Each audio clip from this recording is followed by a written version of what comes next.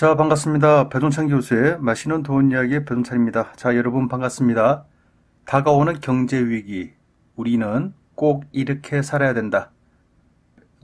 오늘 주식시장이 굉장히 좋지가 않습니다. 코스피 시장이 오늘 1950 미만으로 지금 떨어졌고, 코스닥 시장은 600포인트가 더 깨지고 585.21포인트가 돼가지고 약 4.95% 거의 5%가 지금 깨지고 있습니다. 지금 난리 났죠? 말 그대로 주식 시장은 지금 안담마다 할 정도로 굉장한 위기에 이제 봉착이 된 것으로 보입니다. 제가 오늘 방송할 것도 그다지 좋지 않은 이렇게 안 좋은 소식을 전해드릴 수밖에 없는데요. 결론적으로 본다면 우리나라의 경제가 그만큼 어렵고 힘들다는 시기입니다. 그래서 이러한 시기에 우리는 어떻게 살아야 될 것이냐, 그런 부분에 대해서 좀 이야기를 나눠보도록 할게요. 먼저 일본 규제도 지금 받기도 전에 2019년도 상반기 우리나라 대기업의 영업이익이 반도체에서만 25조가 마이너스가 된 겁니다. 올해 상반기 대기업의 영업이익이 무려 40%가 급감됐고, 반도체의 영업이익만 1년 사이에 25조 원이 떨어졌다는 얘기예요. 굉장한 수치입니다, 여러분. 이 수치를 좀 자세히 설명을 해드리면, 대기업 상반기 영업이익 현황인데요. 삼성전자가 2019년 상반기에 12조 8,304억을 벌어가지고 작년 대비해서 17조 6,800억이나 떨어졌다는 얘기예요. 감소율이 57.90%이고요. SK 하이닉스 같은 경우 2019년도 상반기에 2조 41억이라는 얘기죠. 작년 대비해서 7조 9,371억이 떨어졌다는 얘기입니다. 무려 79.80%나 된다는 얘기예요. 지금 대한민국 경제, 여러분이 생각하시는 것보다 더 위험하다라고 이렇게 얘기를 하는 것 같아요. 그나마 실적 개선이 된 부분은 자동차하고 조선업이고요. 이 실적이 악화된 부분은 반도체, 석유화학, 철강, IT, 제약 업종이라는 거죠. 중요한 부분은 한일 간의 경제전쟁도 시작도 하기도 전이라는 얘기입니다. 그런데 우리나라의 경제 실정이 이러하다는 얘기예요. 만약 일본과 이제 본격적인 경제전쟁을 벌이게 된다면 과연 우리나라 경제는 어떻게 될까요? 일본과의 경제전쟁에서 설령 우리나라가 승리한다라고 하더라도 상처뿐인 승리가 되겠죠. 부품 소재가 성장했다, 요 이야기밖에 안 되지 않겠습니까? 그런데 일본과의 경제전쟁에서 만약에 우리가 패배했다라고 하면 상처뿐인 패배가 된다는 얘기죠. 또한 우리나라의 경제 또한 후퇴할 것으로 보인다는 얘기입니다. 결국 힘든 사람들은 우리들 아닐까요? 우리 서민들만 더 힘들어진다는 이야기죠. 경기가 불황이다라고 한다면 기업들은 현금을 보유하려고 할 겁니다. 당연히 투자가 감소가 이루어질 것 같고요. 투자 감소는 결국 생산 감소가 되고, 생산 감소로 인한 구조조정이 필연적으로 필요하게 되겠죠. 결국 채용을 줄인다는 얘기고, 기존에 다니는 사람들까지도 나가라고 이렇게 한다는 얘기죠.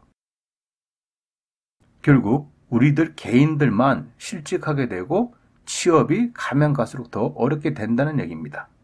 따라서 한 달에 들어오는 돈이 없어지거나 그러한 돈이 축소가 된다는 얘기죠.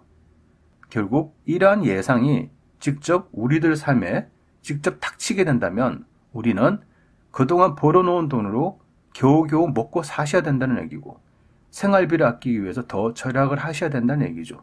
그런데 만약에 이러한 돈마저도 다 떨어지게 된다면 결국 주식을 팔든가 아니면 부동산을 팔 수밖에 없다는 얘기예요. 더 나아가서 주식시장과 부동산 시장에 끼었던 거품이 꺼지게 되는 것이죠. 자, 그럼 우리는 앞으로 어떻게 살아야 될까요? 영국의 문호이며 이 막대한 재산을 모은 모험은 젊었을 때에는 생활의 괴로움과 불안을 그냥 통절히 느낀 사람이죠. 그의 자서전적인 작품인 인간의 굴레에서 이런 말을 합니다. 돈이 별 가치도 없는 것이다 라고 말하는 사람이 있을 수 있다. 나는 그런 사람들에게 경멸을 느낀다. 그렇게 말하는 사람들은 위선자 아니면 바보, 둘 중에 하나일 것이다. 충분한 수입이 없으면 인생의 절반을 쓸모없이 되어버린다. 궁핍이라는 것은 예술가들에게 있어서 최고의 자극이다 라고 말하는 사람은 가난의 고통이라는 것을 경험해보지 못한 사람들이다. 어떻게 보면 날카롭게 가난에 대해서 이렇게 설명을 한 것 같아요. 이처럼 본인 스스로가 가난을 직접 체험하고 가난 속에서 고통을 당해보고 그러한 고통이 얼마나 어렵고 힘들다는 것을 스스로가 깨달았다면 가난을 그렇게 좋게 평가할 수가 없다는 얘기예요. 결국 가난의 고통을 겪어본 사람만이 가난이 얼마나 무섭고 두려운 것을 알 수가 있다는 얘기입니다.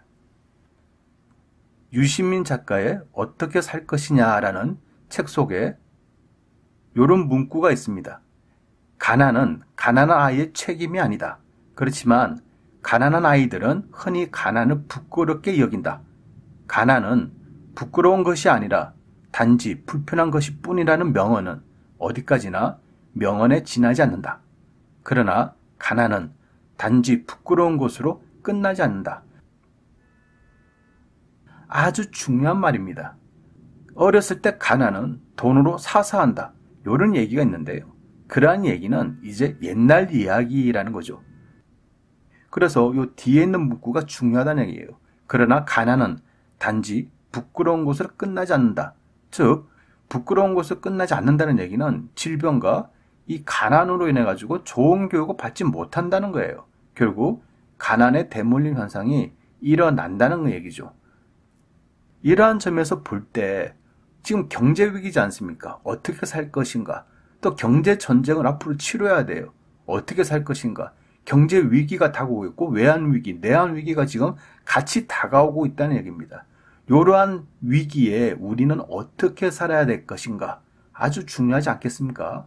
또 어떻게 보면 외환 위기가 터졌고 경제 위기가 터졌다라고 하더라도 실질적으로 놓고 본다면 정부의 문제이거나 대기업의 문제인 것처럼 우리가 생각을 한다는 얘기예요. 그러나 중요한 부분은 저는 이렇게 말씀드릴 수 있을 것 같아요. 우리 자신의 문제이다. 즉 경제전쟁, 경제위기, 외환위기, 내환위기는 우리 자신의 문제이지 정부의 문제, 대기업의 문제가 아니라고 저는 생각해요. 왜냐라고 하면 대기업 입장에서 본다면 1년에 수천억을 벌다가 이제 몇백억밖에 벌지 못한다는 얘기고 중소기업 입장에서는 1년에 수십억, 몇백억을 벌다가 이제 몇십억, 몇억밖에 벌지 못한다는 얘기지 않습니까? 그런데 우리들에게는요, 한 달 몇백만 원 벌다가 이 돈마저 우리는 벌지 못하는 사태가 발생될 수 있다는 얘기예요. 따라서 이것은 우리들에게 있어서는 생존의 문제 그 자체라는 얘기입니다. 이러한 위기의식을 여러분들이 반드시 가지셔야 된다는 얘기예요. 그리고 이렇게 여러분들이 사셔야 된다는 얘기죠. 첫째로 본다면 절대 투자하지 마세요. 주식이 되었든 부동산이 되었든 지금은 그냥 지켜봐야 할 시기라는 겁니다. 제가 6일 전에 저희 방송을 통해서 주식 폭락 어떻게 할까요? 라는 방송을 올렸습니다. 그 방송을 한번 보시면 일시적으로 반등을 줄 것이다. 근데 그러한 반등을 줄 때는 매도를 하고 나와라 라고 이렇게 말씀을 드렸고요. 이러한 위기가 앞으로 지속적인 가능성이 높다라는 얘기예요. 그러면 지금 뭐 바닥에 산다. 이런 생각은 접으셔야 된다는 얘기예요. 즉 주식이 됐든 부동산이 됐든 여러분들 지금은 그냥 투자하지 마시고 그냥 시장을 지켜보시라는 얘기입니다. 두 번째로 본다면 현혹당하지 마세요. 위기는 기회다. 바닥일 때 사야 된다. 외환위기 때도 그랬다. IMF 때도 그랬다. 이런 이야기들이 굉장히 나올 거예요. 지금도 막 나오겠지 않습니까? 위에 뭐 위기는 기회다. 근데 위기는 기회다. 이런 얘기 누구나 다 아는 얘기입니다, 여러분. 틀린 얘기도 아니죠. 맞는 얘기예요. 하지만 중요한 거는 지금은 그때가 아니라는 얘기예요. 어디가 바닥인지는 아무도 모른다는 얘기예요. 더 중요한 거는 지금 한국과 일본의 경제전쟁 아직 시작도 안 했다는 얘기예요. 미국과 중국의 무역 분쟁 아직도 멀었습니다. 끝나려면. 그리고 전 세계적으로 경제 불황이 다가오고 있다는 얘기예요. 따라서 지금 투자하라라고 말하는 그런 사람들은 여러분 조심하셔야 돼요. 세 번째로 본다면 비교하는 것보다는 만족하는 삶을 사셔야 된다는 얘기입니다. 비교를 하다 보면요. 끝도 없습니다. 저 사람의 차는 어떻고 우리 집은 어떻고 우리가 먹는 것은 어떻고 내 수입은 왜 요거밖에 안 될까? 이런 식으로 비교를 하다 보면 눈이 높아진다는 얘기고 눈이 높아진다는 얘기는 결국 돈이 나간다는 얘기입니다.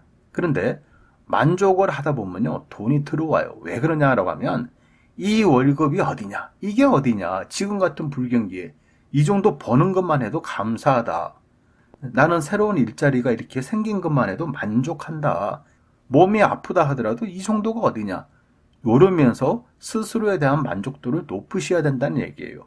비교를 하시다 보면 끝도 없고 한도 없고 돈만 깨지고요.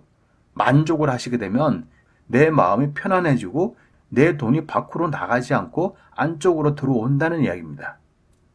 따라서 비교하는 삶보다는 만족하는 현재의 삶을 살아야 된다는 얘기예요. 마지막 네 번째로 본다면 참 공부하기 좋은 때인 것 같아요. 위기는 기회입니다.